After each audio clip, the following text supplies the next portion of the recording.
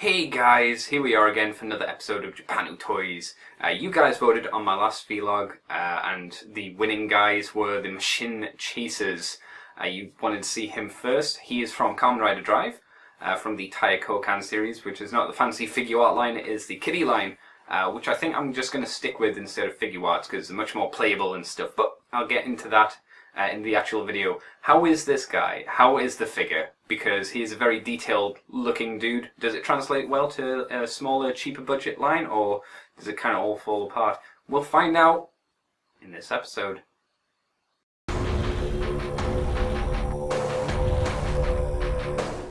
TK06 Mashin Chaser. Here he is, guys.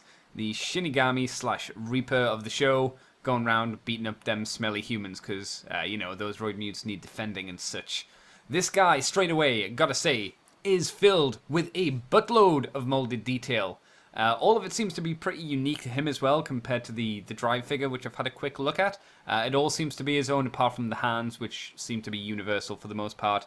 Really good paint apps. Love the extra little grey bits there for the wires and stuff. That's really cool. Good paint apps all across the board on his body and whatnot. And it's nice to have a little bit of an asymmetrical design, you know, this big old engine shoulder is pretty neat. Makes me think of Crash Test Dummies enemies from back in the day. And the other side, having a tampograph little skull is pretty damn sweet. Problem is the Toyzu gimmick at the back here is very obvious, is really in your face and maybe a little bit too big for my liking, but it does the job of holding his tire, which I'll get to in a sec when we move on to that part, but nice butt too, I suppose. The head sculpt on this guy is amazing as well, guys. Look at it. Look at all this sick detail. And really good paint-ups to boot as well. Fantastic job on this little face. So, articulation-wise, what you got for us? Your head, little Machine Chaser, is on a ball joint. But just because of how it's cut, it's one of those ones where he can't turn his head properly without kind of cocking it slightly, which is a bit of a shame. The arms move out, and the nice thing is the shoulder pads aren't connected, so it gives you a little bit of extra movement. Yeah, it might break the sculpt, but I'm really not fussed. I'd rather have that extra bit of movement, and it does it on both sides, which is good. We have a 90-degree elbow bend, as you would expect, bicep swivel, wrist swivel, and once again, you can open his fingers at 2 points. A little weird to look at, but hey, grips the weapons, and more so than you'd get from, you know, UK toys or American toys, which is good. We have a waist cut, and it's a shame that he doesn't have a belt because it makes it a lot more noticeable than on other Rider figures, just because it slices through that sculpt a little bit, but again, not a huge deal. Universal joints on his hips, so he can kick out and bend 90 degrees at the knee. We have a twist at the knee, and we also have a ball joint in the foot, which is good. These are all things that you need to position Chase to make him look evil, sinister, and like, ah, I'm gonna get you, Rider Man, even though that's the wrong series. So let's have a look at his accessories now. He comes with first his brake gun, I think it's called, which is basically a gun that can also be used as brass knuckles so he can punch dudes. Oops. Oh well, yeah, he can just punch dudes in the face with this gun because why not? It's really well done as well. I'm really impressed with it. Lots of detail. Wish it had a button so I could go brake up and do all those other cool sound effects that this gun does. Yeah, they went all out for just detailing this really tiny gun. I suppose it's his main weapon, so it's just as well. And if you're good at painting, guys, go ahead and slap some paint on this thing to make it look really, really good. I'm not gonna, because I'm poo. Toyzu, here it is. It's basically the Chase a Bat, Chase a Spider, and Chase a Cobra all in one. It unfolds like so from his back. And let's just unpeg this to make it a little bit easier on myself, like this. So for the Cobra part, it stretches out quite a decent way with this nice little curve in it.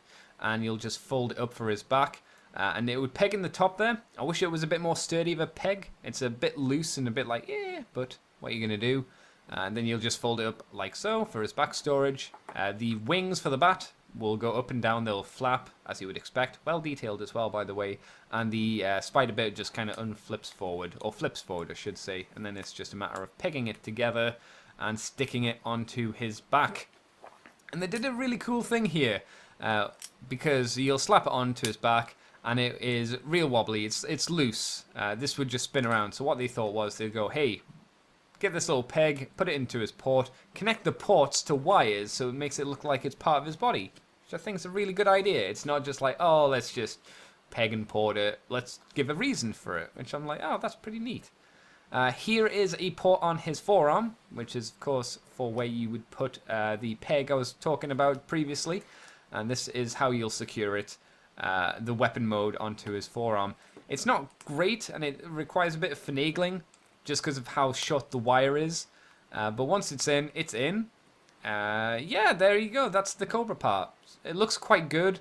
It's just a problem here. This cable isn't longer or a bit more posable. You can't stretch it across the other side of his body. It's much better to pose him like his arms stretching out in one direction, in this direction specifically.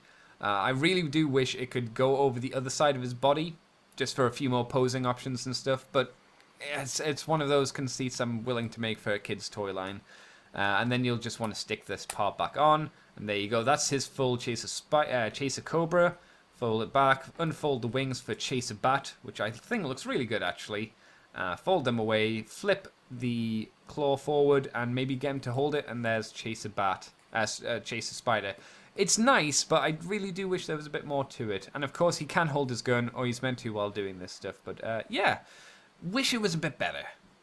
But it is far superior than just sticking any old tire onto his back. I've seen a lot of pictures of all the kind of tires on his back, and none of them really work apart from his own.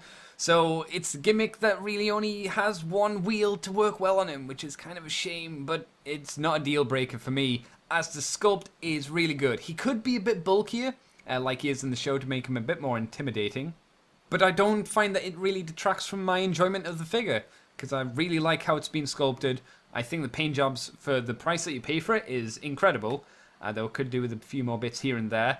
And let's be fair, tire gimmicks for the most part, if they actually do anything, they don't do a huge amount. They do one thing, and let's be fair, let's use the fire one. It just has a few bits pop out here and there. This one has a bow mode, it has a whip mode, and it has some kind of weird claw thingy mode. Granted, they've limited the posability, and I wish it could have a bit more to it than that, for posing wise, but it has three things. Most of these tires don't. To me, this easily makes up for those shortcomings, and makes it a lot more fun to play with. If you just want something cool to look on your desk, granted, a figure art's going to be the way you go, but I think this is not worth passing up. So thank you guys for watching this video. I hope it's been entertaining. I always look forward to feedback, and I'll catch you next time for another little video then. So until later, guys, catch you later.